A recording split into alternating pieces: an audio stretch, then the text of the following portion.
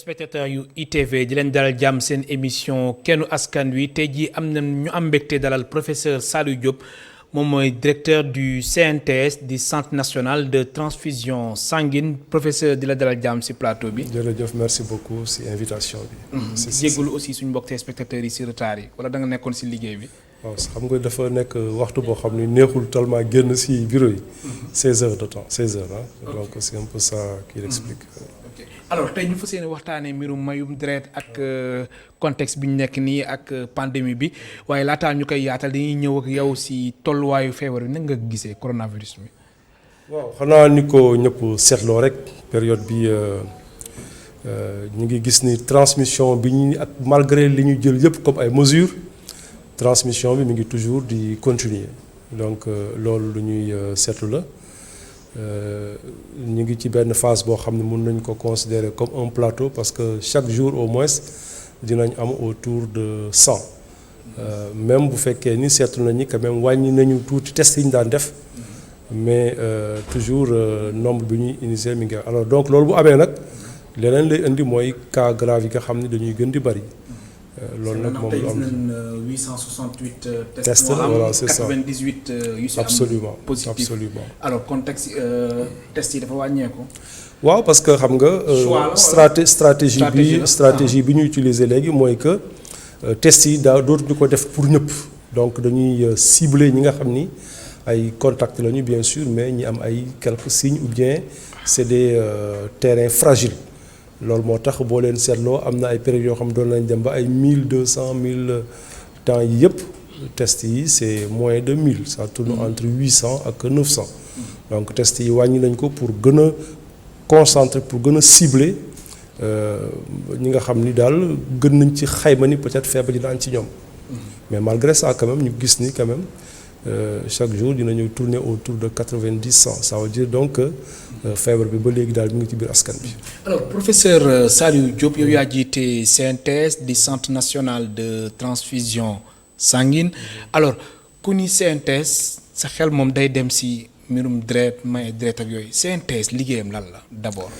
alors CNTS ñi ngi ko tabax depuis les années 50 en réalité pendant la deuxième guerre mondiale comme Dakar moo doon capitale de l'Afrique occidentale française dafa amoon benn unité bu nekk fële à l'Institut Pasteur foofu nag lañ daan ñëw di récolter ñi nga xam ne dañuy maye deret pour yóbbu ko pour alimenter les troupes françaises et donc après cela dans les années 50 la ñu créé le premier centre fédéral de transfusion sanguine centre boobu nag ñu si dañu daan maye deret ba ñu ko fi daan defar fii ba ay Cameroun ba yeneen réew yu bëri deret bi fii la daan jóge Sénégal donc c'est seulement à partir de l'indépendance que centre bi devient national et que donc les autres pays d'Afrique aussi commencé def seen bopp centre donc actuellement le centre de transfusion bi nekk fii à l'hôpital près de l'hôpital Fann moom mooy coordonner techniquement toutes les banques de sang qui sont dans les régions parce que Sénégal xayma nañu lu toll ci 25 bërëb yoo xam ni dinañ fa defee transfusion. dinañ fay maye deret di fa produire du sang. loolu nag am na ci région yépp Dakar ci biir région yi ci biir hôpitaux yi lañ nekk donc mission bi mooy d'abord mu coordonner techniquement toutes ces activités pour assurer wu que ni ci hôpitaux yi nga xam hôpitaux yi ci la ñuy fajee maladies yi ñoom dañuy soxla deret ci yenn faj donc centre de transfusion moom moo war a approvisionner toutes les structures de santé en produits sanguins bokk na ci tamit yeneen mission mooy que lépp ci mbirum mayam feebaru deret xam ngeen ni affaire drépanocytose affaire hémophilie am na sax yenn forme cancer yoo xam ne deret lay dal foofu nag service boobu dafay contribuer ci diagnostic bi ak prise en charge par rapport ak feebar yooyu waaw ci yeneen mission yi nag aussi mooy que xanaa assurer wu qualité bi rek qualité wu produit sanguin ci territoire bi yëpp ak tamit également tout ce qui est sensibiliser la population sur affaire don de sang CNTS moo koy def. am na solo alors gis nañ si jamono yi si ginnaaw ba fi mbas mi duggee le 2 mars fan yooyu mois de mars avril. da ngeen amoon ñàqare. maanaam mbir mi daal dafa tagga tembe woon. léegi temps yi dafa mel ni yéen yi daal amaat yaakaar. te mën nañu wax ni sax stock am na fa. waaw parce que diggante vers avril mois de mai xam nga ci la ñu commencé jël mesures yi pour éviter nit ñi di regrouper wu. ci la ñu aussi jël mesure pour nit ñi di bañ a génn tëj région yeeg yooyu ci donc période boobu ñun ñi nga xam ni ñun suñu téeméeri nit yu daan maye deret ñun ñoo leen daan fekk ci juróom-benn fukk. 60% sang yi ñu daan maye centre de transfusion moo doon dem ci service yi pour fekk leen association yi donc loolu la ñu tuddee ay collecte mobile. bi loolu amee nag collecte mobile yooyu yëpp dañ ko annulé. association yi daal organisé yëpp ni ñoom daal comme fi mu nekk ni dañoo ba nit ñi regroupé wu dootuñu mën a organiser ti. te loolu lu mu jur impact. loolu nag mu am impact bu rëy parce que. bu ñu daan am téeméer ñuy maye deret juróom-ñaar fukk ak juróom yi ñëwatuñu. waaw te loolu 75% bu wàññeeku. loolu nag bi mu amee effectivement hôpitaux yi dañu nekk si njàqare parce que feebar yi xam nga ñii feebar moom dañu continuer di feebar. ñi nga xam dañu leen di am ay hémodialyse dafa war a am ñii et cetera de telle sorte que ci la ñu commencé effectivement ñu bëri jàppale ñu si nag association yi ministère de la santé et vraiment toutes les autorités jàppale ñu pour que ñu defaat benn campagne di sensibiliser nit ñi donc ñu organiser aussi au niveau du centre de transfusion def toutes les mesures. pour sécuriser nit ñi parce que ñi xam nga dañuy ragal. ñuy xalaat ne bu ñu ñëwee xaj dañu fay am feebar bi donc ci la ñu wàññee effectivement que mesure de barrière yi ak mesure d'hygiène ñu war a am jël yëpp dajale nañ ko mat na seen centre de transfusion. donc effectivement loolu bi mu amee nag nit ñi commencé waat nañu ñëw bu baax. alors jamono jooju.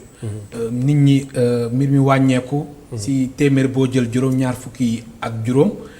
jamono jooju si impact yi est-ce que am na si ñoo xamante ni soxla woon nañ ko ba mbir mi jural leen loraange. waaw xam nga même bu jamono yu métti yooyu amul sax. mun nañ calculer que ni réew yu mel ni Sénégal li ñu fi war a am ci deret amuñu ko. waaw loolu déjà insuffisance boobu dafa nekk presque problème boo xam ni c'est permanent. c'est permanent objectif bi lan la. non boo jëlee par exemple bon OMS bu dañ naan par exemple ñoom xalaat nañ ni. junni nit yu nekk ci population bi il faut mu am fukki nit yu may deret 10 pour 1000. loolu boo ko calculer ci Sénégal. comme ñun 16 millions de personnes lañu li ñu soxla woon par at mooy 160 000 dons de sang. 160 000. te ñun bu ñu calculer par exemple 2019 bi ñu ngi ci 105 000. donc des na donc am na un gap boo xam ni à peu près day nekk entre 30 ak 40%. te loolu lu ñuy gis ci réewu Afrique yëpp la. boo jëlee réewu tugal yi junni nit bu nekk lu toll ci fanweer ak ñeent dinañ mayee deret mais réewu Afrique yi junni nit bu nekk ñetti nit wala ñeent ñoo ci may deret.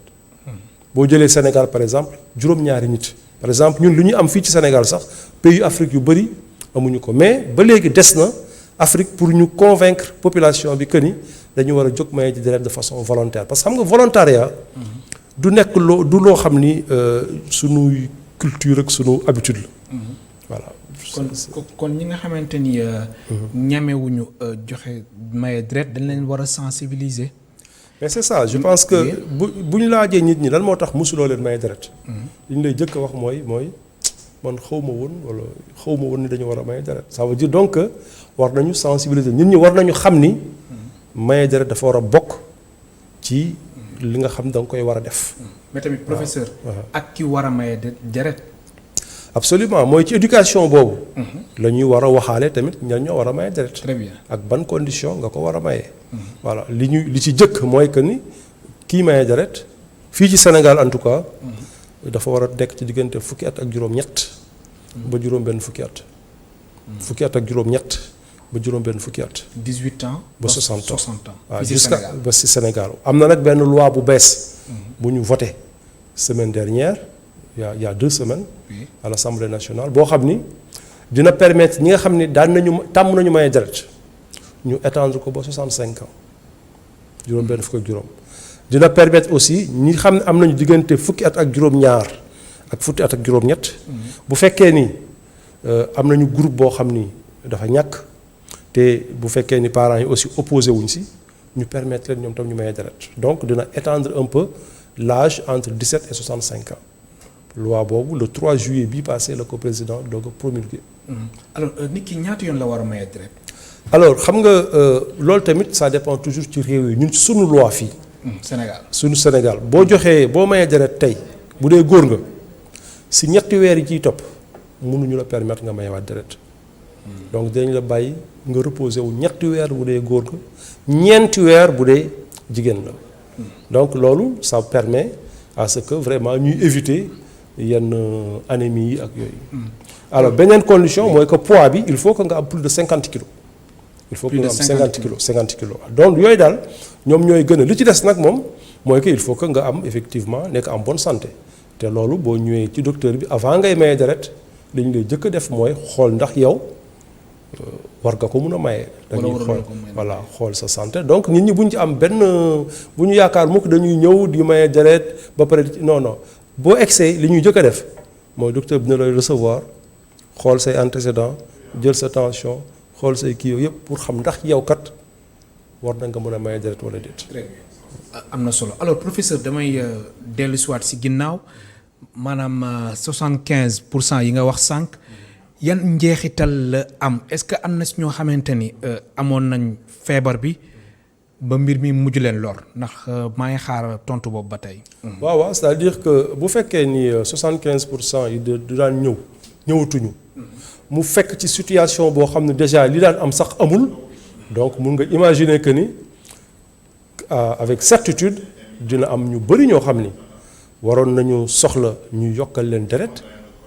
te kenn mënu leen yokkal deret parce que deret bi amul donc ñooñu nag mooy ñan mooy ñi nga xam ni par exemple ay jigéen wu yu am doom la di nàcc ñoo xam dañoo waroon am ay opération chirurgicale ñu mujj ko reporter même sax am na ay traitement yu bëri yoo xam ni dafay ànd ak ñu lay may deret par exemple yenn traitement wu cancer yi yenn chimiothérapie yi bu ñu la ko defalee comme dafay wàññi sa deret dañu lay war a yokkalaat deret donc traitement wu maladie yu bëri loolu ñàkk deret boobu daf koy gàllankoor. loolu sax li muy wane mooy que xam nga médecine dafay évoluer dafay moderniser wu te suñu réew yi quand même boo ko seetloo suñu ay techniques yi ñu utiliser ak traitement yi ñu utiliser sur le plan médical dafay gën di yokk toujours. et deret bokk na si yoo xam ni plus médecine bi di gën a moderniser wu. plus nga koy soxla parce que dafay ànd ci yenn façon traitement yi loolu moo tax besoin yi dafay gën a yokk rek loolu moo tax aussi baax na aussi important que nit ku nekk am xam sa responsabilité dans ça pour y contribuer effectivement. alors li moom mooy tax ma laaj la que ni askanu Sénégal wala nit ku nekk war nga mën a xam yow ban groupe nga nekk. gis nañ léegi même si permis de conduire yu bees yi loolu dañ koy exiger am na si nit ñoo xamante ni ba léegi nii ñoom xamuñu ban groupe na nekk loolu risque yi lan la. waaw xam nga groupe sanguin dafa nekk mandarga boo xam ni bu ñuy wax sa biirum wér-gu-yaram peut-être moom moo ci gën a fës ndax mooy loo xam ne du changer ci yow sa groupe sanguin bi nga am moom ngay am toujours baax na pour que yow nga xam ko pour éventuellement bu dee dañoo soxla suba. nga dégg ci rajo yi ni kat ñun dañoo soxla koo xam ne groupe au moins la et cetera bu dee xam nga groupe au moins la nga dem maye ji baax na tamit pour yeneen circonstances surtout jigéen ñi baax na trop bu ñu xam avant ñuy dugg ci njur ñu xam seen groupe sanguin ndax xam nga ni ñi nga xam ni groupe négatif lañu jigéen bu nekk groupe négatif bu fekkee ñi dafa am doom boo xam ne groupe positif la am na ay façon traitement yu ñu ko war a defal ci ñetti fan yi topp bu accoucher loolu traitement bu am solo la parce que suñ ko deful yeneen grossesse yi war na mun a am wala indi yeneen avortement wala yeneen grossesse yi loolu lañ tuddee incompatibilité parce que incompatibilité boobu mun na am entre fœtus kii nga xam ni moom moo ëmb ak doom ji mu ëmb te loolu nga am sa groupe sanguin xam ne yow kat groupe négatif la dina permettre gynécologue yi ñu gën a prendre en charge risque boobu pour mun la traitement donc xam sa groupe vraiment ay intérêt yu bëri la ci askan yi mais également pour sa bopp yow rek. kon yenn avortement yi lii moo koy expliquer. non am na ay am na ay parmi explication yenn avortement yi mooy incompatibilité boobu nga xam ni moom moo am entre jigéen ak ki mu ëmb ci ay groupe sanguin parce que groupe sanguin registre bu ñu bokkul mun na indi yenn gàllankoor yi loolu nag xam nañ ko bu baax mais pour prévention pour prévenir ko il faut que nga xam loolu moo tax d'ailleurs systématiquement jigéen bu ëmb bu demee ci sage-femme li mu koy jëkk laaj mooy groupe sanguin am na solo alors situation wu CNTS centre national de transfusion sanguine jamono ji lan la ginnaaw ba ñu assouplir mesures yi jamono ji si ginnaaw ngeen amoon njàqare jamono ji def mel ne yéen a ngi sant yàlla bu baax de. am ngeen stock bu doy ñi ngi commencé di am suffisamment de sang parce que ñi ngi travailler ak association yu bëri yoo xam ni mënatuñoo organiser seeni ay place dañ leen di ñëw ñu wax leen ñu ñëw per les samedis jour yoo xam souvent dañ daan tëj mais dañ leen di permettre ñu ñëw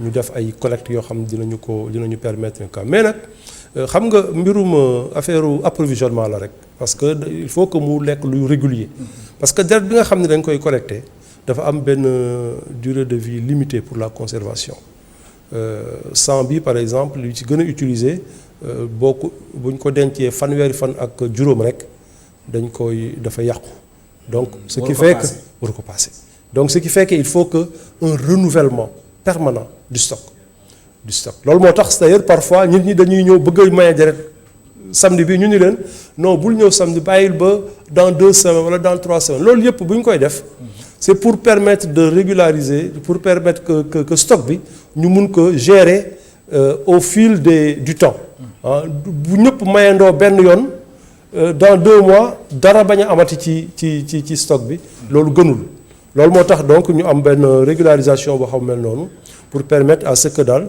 de façon permanente nit ñi mun a stock bi mun a nekk sur place. am na solo ma fàttali suñu mbokk téléspectateurs yi ñu ngi dalal tey jii professeur Saliou Diop moom mooy directeur bu CNTS di centre national de transfusion sanguine ma ngeen participer ci émission bi soo leen wootee ci 33 824 88 06 alors professeur lu jëm ci wàllum traitement bi wàllum hygiène bi loolu yéen waa CNTS yan jumtukaay ngeen teg ngir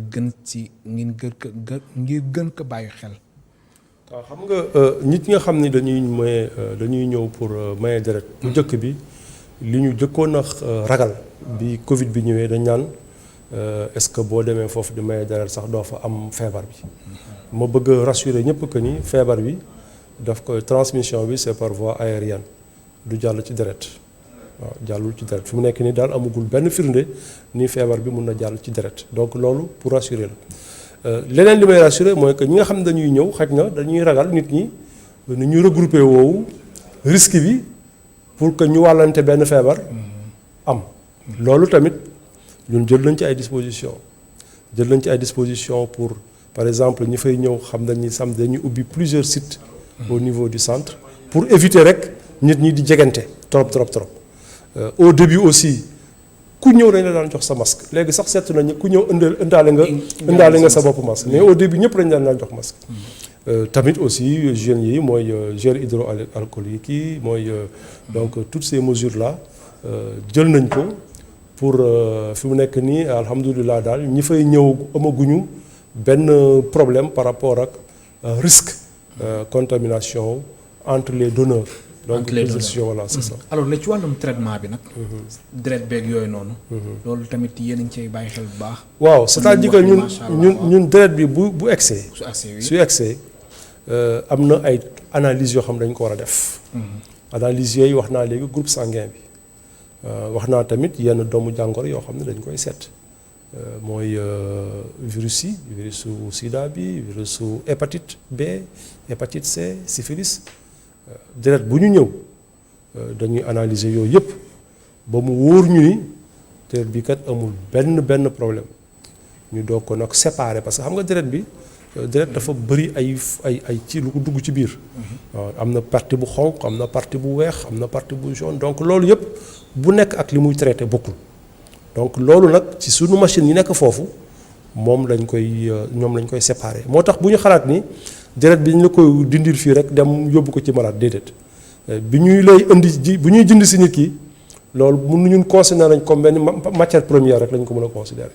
parce que war na dugg ci sunu machine yi ñu toggaat ko pour séparer ko bon ñi nga xam ne nag dañoo bi ñu defee mayam dara dañ ko gis ni xaj na ñoom am na jàngoro bu ñu amoon te xamuñu ko woon dañ leen di woo boole leen ak docteur ñu si bëri na dañuy xaw a ragal loolu mais feebar yooyu yëpp léegi nga xam ko ñu faj ko moo gën donc sunu ñun aussi mun nañu considérer comme un vrai centre de dépistage parce que ñu bëri ñoo xam ni hépatite B surtout nga xam ni hépatite B dafa law ci réew mi téeméer boo jël topp nañ ba fukk ak ñaar yoo xam ni am nañu hépatite B donc yooyu yëpp sunu laboratoire daf koy génne comme ça bu ñu ko gisee waxanteeg nit ki ni ko kat yow da ngaa war a dem fii ak fii. alors ci wàllum jumtukaay. ci wàllum équipement CNTS nan la fa taxawee wala tamit mbir mi doyul ba léegi. yéen a ngi sàkku ñu gën leen dooleel su ko defee ngeen mën a def seen liggéey mu gën a mucc ayib.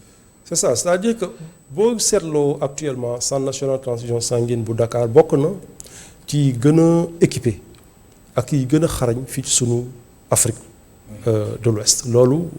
c'est pas le directeur qui parle mais loolu lu ñu xam la si képp loolu nag li koy waral mooy li ma la ko wax léegi mooy dafa yàgg dafa am expérience bu yàgg pour plus de bi ma lay depuis les années 50 donc am na daal xam-xam boo xam ni ñu ngi koy togg foofu ci après problème bi fi mu nekk nii mooy xam nga dafa am centre de transfusion am aussi les banques de sang dans les hôpitaux dans les régions banque de sang yi nekk ci région yi ci biir hôpitaux yi la ñu nekk ci biir hôpital yi te hôpital yi xam nga ñoom seen mission du vraiment di dem di def ji ay mayam deret ak yooyu ñoom seen mission faj la donc souvent dañuy seetlu ni banque de sang yi nekk ci biir hôpitaux yi dañuy manqué ay jumtukaay loolu moo tax ci biir région yi daal mbirum transfusion daf ciy gën a sooke ci fii Dakar loolu moo tax d'ailleurs loi bi nga xam ni ñu ngi koy promulguer la semaine dernière oui. dafay corriger cette organisation-là. Maintenant dina am benn centre national de transfusion dafay am aussi ay centres régionaux de transfusion sanguine. région bu nekk da ciy am benn centre bu mel nii bi ñu am fii ci Dakar.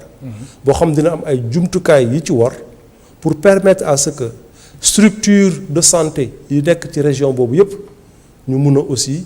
comme fii ci Dakar nga xam ni centre de transfusion presque plus d'une quarantaine de structures dans Dakar ñoom ñoo koy servir exactement la même organisation la ñuy def au niveau des régions mun naa la wax déjà que ni le centre régional de transfusion sanguine bu Louga c'est presque à 95% terminé donc ñi ngi koy defar bu Saint-Louis également am nañu un financement pour defar ko bu Kaolack am nañu un financement pour defar ko donc progressivement dans les régions dina am ay centres régionaux te yaakaar naa ne bu ñu demee ba ci stade boobu non seulement dinañu permettre à Dakar ñu renforcer ko mais aussi pour toutes les régions ñu am le même niveau d'activité sur le plan transfusionnel. am na solo am na suñu mbokk téléspectateur bu njëkk bu nekk ci ligne bi allo kooku daf mel na dem na ñuy xaaral tamit beneen téléspectateur mu woote ci 33 824 88 06. alors. mbir moom yëpp su sottiwee est-ce que liggéeyu centre national de transfusion sanguine dafay demee comme avant wala day am. waaw c'est-à-dire que centre national de transfusion sanguine moom mooy continuer toujours di coordonner. parce que tous les centres régionaux de transfusion sanguine dañuy nekk sous l'autorité du centre national de transfusion sanguine bien sûr. centre régional de transfusion sanguine bu nekk ci benn région dina respecter la région médicale boobu c'est-à-dire que région médicale moo leen di coordonner tout ça mais sur le plan technique dañuy nekk sous l'autorité du centre donc l'intérêt mooy que d'une part dina am les structures de transfusion yoo xam ni ñoom ñooy produire le sang et d'autre part les hôpitaux yoo xam ñoo koy utiliser. am na solo. allo am na ku nekk ci ligne bi allo kooku tamit dem na. alors professeur mu nekk lu am solo wàllum mayam deret. léegi projet yooyu yëpp nga wax fii yëpp est-ce que mën nañ wax ni suñ fa àggee. Sénégal dina mën a atteindre objectif bi nga doon wax sànq. waaw xam nga transfusion ak lépp li nga ciy def ci xaalis et tout. point de départ bi c'est toujours le donneur de sang. le donneur de sang. waaw c'est toujours le donneur de sang. le donneur de sang mooy kan mooy le citoyen mooy man mooy yow mooy ñun ñëpp waaw ak xaalis boo mënti def aussi ñooñu ñoom ñooy contribuer parce que le don de sang du loo xam da nga koy dem jëndi du xam non da ngay convaincre da ngay sensibiliser nit ñi ñoom de façon volontaire ñu nangu jël ci seen temps bàyyi 30 minutes à 1 heure de temps de leur travail dem maye du sang donc moo tax activités yi ñu war a def yëpp mooy di continuer de voir yan moyens la ñu am pour mun a mieux sensibiliser loolu nag c'est une affaire de la communauté. loolu leader yëpp la loolu suñu rôle la man en tant que travailleur dans la transfusion mais aussi rôle leader yëpp la soit politique soit religieux ñëpp ñoo xam ni bu ñu waxee ñaari nit wala ñetti nit bu ñu leen déggul mun nañ ci wax pour que nit ñi dugal ci seen habitude. di dem pour def un don de sang. am na solo alors professeur Saliou Diop. ku mayee deret su mayee deret ba pare. lan moo war a nekk taxawaayam. nga baal ma am na ku nekk si ligne bi allo. allo. salaamaaleykum. waaleykum salaam. kilifa gi na nga def. alhamdulilah. bien. fan nga ñu woo. waaw maa ngi woote ni Kër Massar. bisimilah ñu lay déglu. waaw man de dafa am li ma bëggoon pour nga waxtaanee ko ak seen patron bi. bisimilah mu lay dégg. voilà donc c'est par rapport ak yenn saa grève yi ñuy def man mos naa maye deret ma war a ñëwaat pour maye une deuxième fois fekk j'étais à Dakar après ñu affecté ma Dagana. ma jógee Dagana ñëw dem ba centre de transfusion sanguine ñu ne ma dañuy grève donc man je pense que mënoon nañ jël sama deret bi rek stocké ko teg ko foofu saa ñu amee temps léegi ñu analyser ko pour exploiter ko d'autant plus que loo xam ne yenn saa dafay faral di manquer c'est-à-dire ñu def le juste minimum daal. waaw maanaam lu ñuy wax naan loo grève di nga def le minimum de service. jërëjëf waaw. loolu laa bëggoon quoi incha allah. voilà c'est ça merci beaucoup professeur. waaw loolu je ne sais pas ban période la en tout cas parce que. grève moom yàgg na gëj naa am lool. ci CNTS waaw loolu moom xaw ma kañ la mais ak xaw ma yan circonstances la aussi mais bu ma rappelé woo daal. la dernière fois que ma dégg te woon sax doon grève ay sitting la woon RIC. c'était vers 2007 2008 donc lu yàgg la trop. mais d'accord naa ni effectivement volontaire bu jógee da nga ko war a considérer comme le roi. c'est ça parce que effectivement te loolu lu ñuy fàttali toujours sunu service yi la le volontaire dañu war a adapté wu par rapport ak ay besoins am na solo loolu daal moom mooy. allo.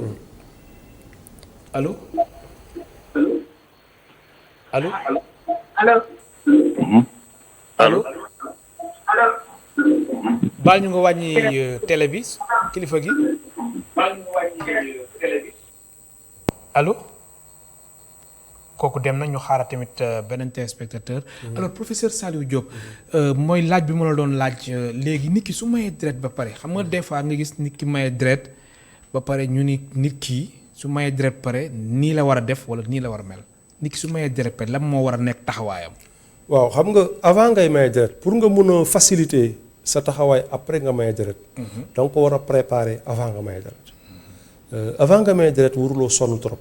waa bu fekkee da nga dem ni suba damay maye ji deret guddi gi na nga nelaw bu baax.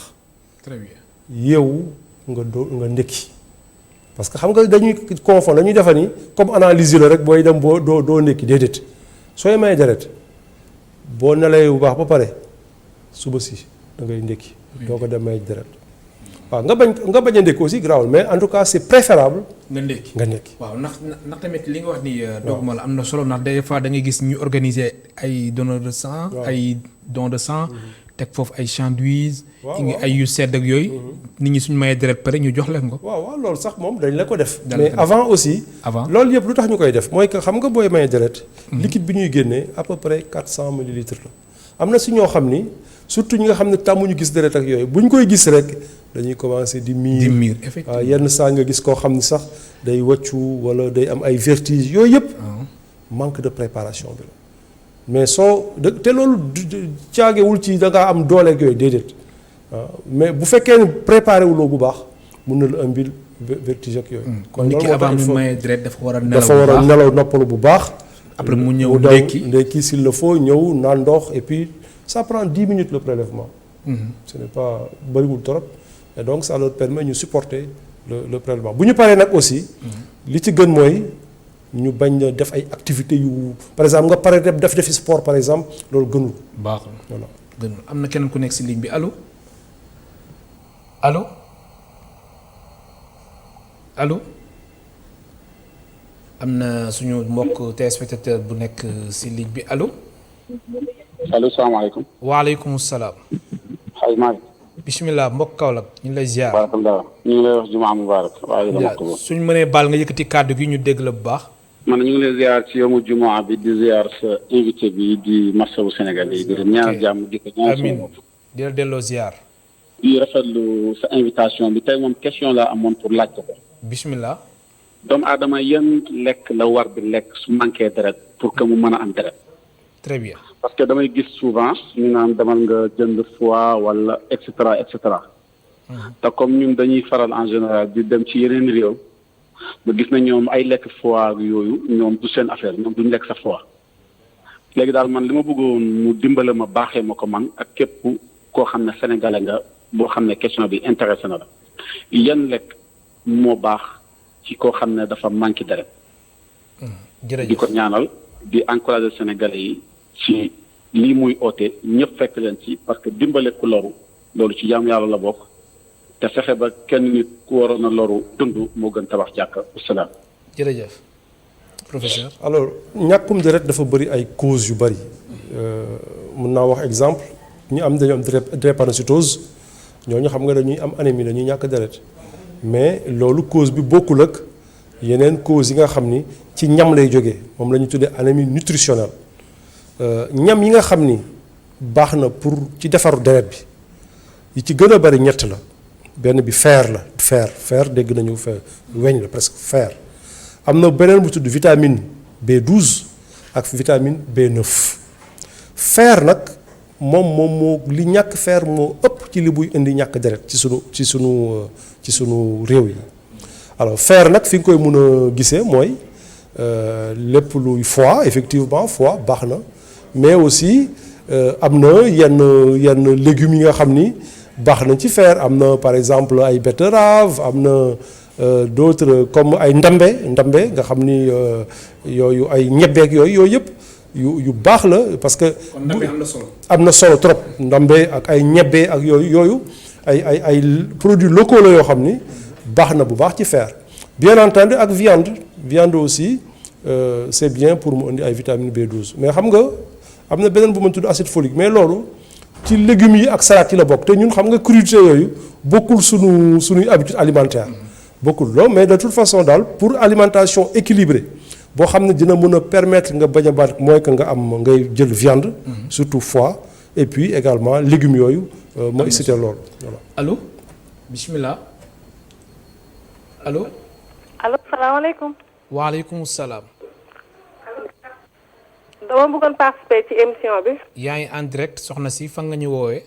maa ngi wootee Parcelles Assainies ci Leptour bi. bismillah ñu ngi lay déglu. maa ngi rafetlu seen émission bi bu baax di leen ñaanal yàlla rek mu jëm kanam. incha allah jërëjëf.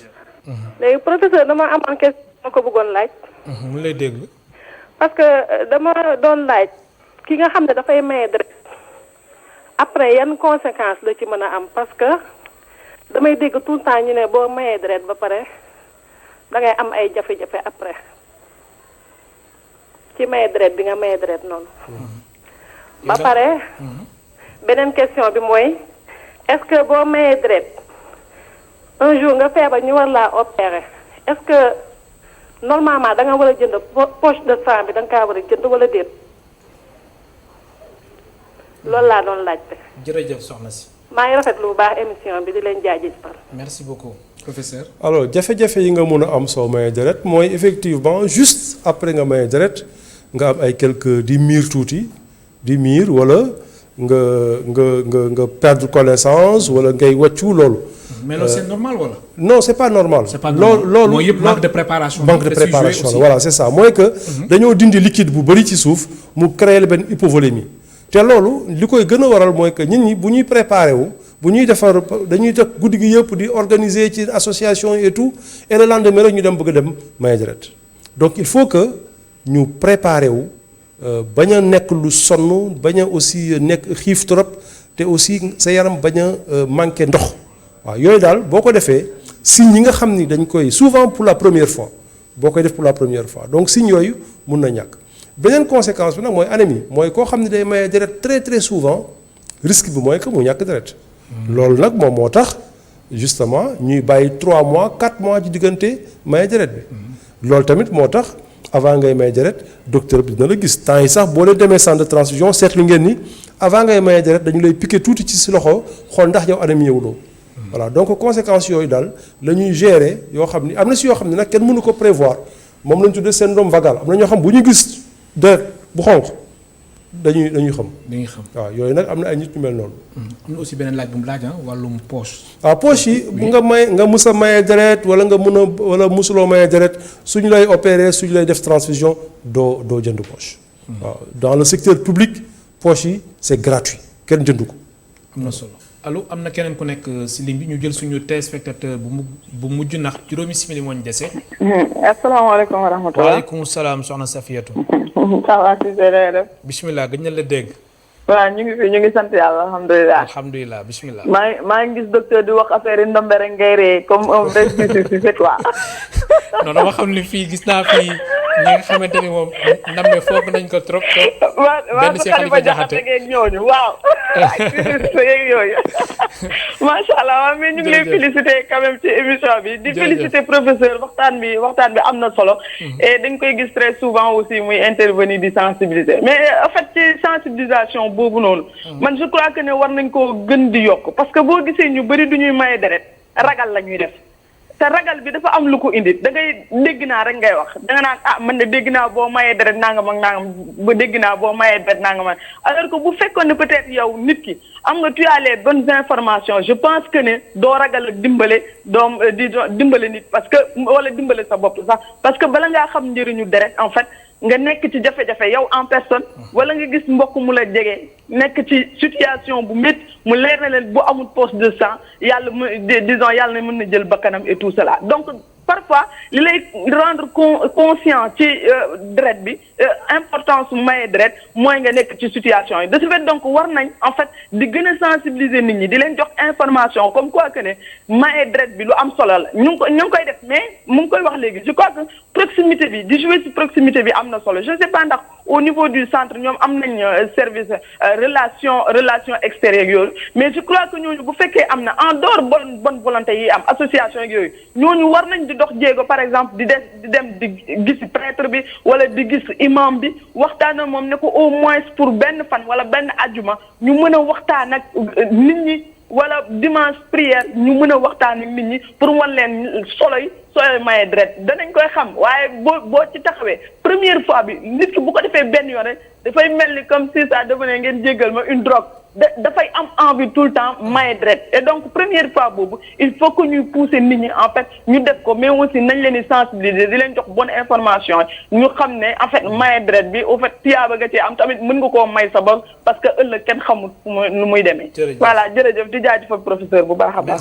merci beaucoup merci beaucoup professeur. non je pense que li mu wax lu am solo la. effectivement boo jëlee ñun la plupart donneurs yi ñëw presque.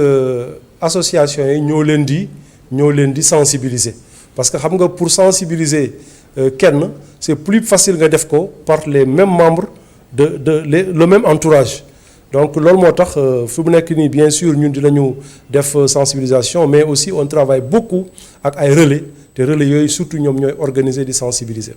Voilà. Alors professeur sànq brossé woo nga ko nga ni ku maye deret ba pare warul tamit def lu si mel ni sport ak leneen lu mel nan. waaw lépp lu lay sonal rek.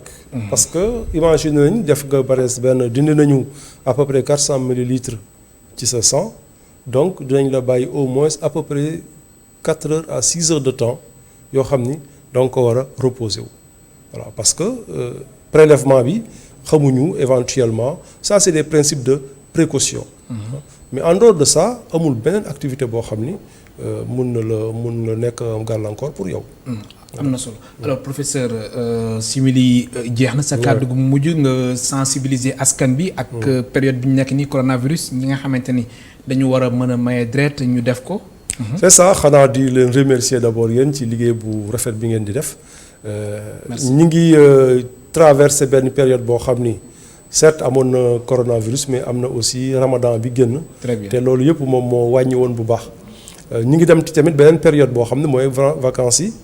vacances yi ñun étudiants yi élèves yëpp dañuy dem dañuy dem ci village yi donc ici à Dakar en tout cas il y a moins de personnes yoo xam dañ daan maye deret beaucoup de personnes yoo xam dañ daan maye deret duñ fi nekk donc période de critique la également pour ñun donc ñuy ñaax ñi nga xam ni dañoo dem fi ñu dem aussi ci banque de sang régionale mun nañ fa dem maye deret mais ñi nga xam ne aussi ñi ngi fi ñu xam ni période bi période creuse la pour ñun et je pense que bu fekkee ni ñëpp jàpp nañ si normalement ñi nga xam ne musuñoo maye deret surtout ñu def ko au moins une fois je pense que l'auditrice la wax na ko léegi au moins nga def ko une fois parce que loolu premier pas boobu c'est le plus important soo ko defee je suis sûr que yow déjà compte nañ la parmi des donneurs réguliers de sang réguliers. am na solo di la gërëm baax di la sant professeur Saliou Diop ma fàttali yow yaay directeur bu CNTS di centre national de transfusion sanguine mbokk téléspectateurs yéen tamit di leen gërëm baax di leen sant ba altine incha allah.